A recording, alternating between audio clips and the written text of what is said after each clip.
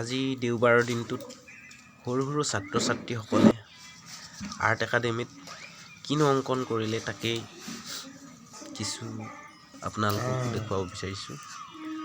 পুৰঞ্জয় কণ কণ তোমাৰ হৈছে মইনা মাইনাসকলে কিনো অংকন চুলিখিনি কৰিছে একদম ৰাক্ষসটো নিচিনা হৈ গ'ল ন? কৰাৰ লগত বেয়া হৈ গ'ল চোন। ধুনীয়া কৰিব লাগিব দেই। আপোনালোকে ইতিবাচক মন্তব্য দি তেওঁলোকক উৎসাহ প্ৰেৰণা যোগাব বুলি আশা ৰাখিলোঁ। কণ কণ মইনাসকলৰ হাতৰ বুলনিত সুন্দৰ সুন্দৰ ছবি প্ৰাণ পাই উঠিছে, ভাল লাগিছে। তেওঁলোকৰ যি আনন্দ, ৰঙা নীলা হালধীয়া কলা বগা সেউজীয়া বেঙুনীয়া বিভিন্ন ধৰণৰ ৰঙৰ সৈতে খেলা কৰিবলৈ পায় তেওঁলোকৰ যি আনন্দ, আচলতে তেওঁলোকৰ আনন্দৰ বাবেই এই দেওবাৰৰ দিনবিলাক, শনিবাৰৰ দিনবিলাক তেওঁলোকৰ সৈতে উপভোগ কৰোঁ। এনেদৰেই দিনবোৰ গৈছে, ব্যস্ততাৰ দিন। তেওঁলোক অংকুৰ মুকুল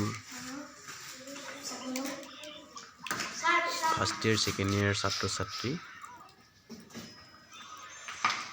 তো ক্ৰমান্বয়ে ইটো বৰ্ষৰ পৰা সিটো বৰ্ষলৈ তেওঁলোক উত্তীৰ্ণ হৈ গৈ আছে পৰ্যায়ক্ৰমে। আজি ক্লাছত প্ৰায় ছাত্ৰ ছাত্ৰীৰ সংখ্যা কম আছে। তো জানুৱাৰী হাৱা শেষ হোৱাই নাই, আকৌ লগ পাম। আজি ভিডিঅ'টো কিছু নমুনা দেখুৱালোঁ আপোনালোকক। স্বচ্ছতাৰ ছবি আঁকিলে কিছুমান ছাত্ৰ ছাত্ৰী, কিছুমানে নিজৰ ইচ্ছাৰে অংকন কৰিছে। তাৰ ভিতৰত দুজনমানে খুব আনন্দদায়ক ছবিও বনাইছে, ভাল লাগিছে।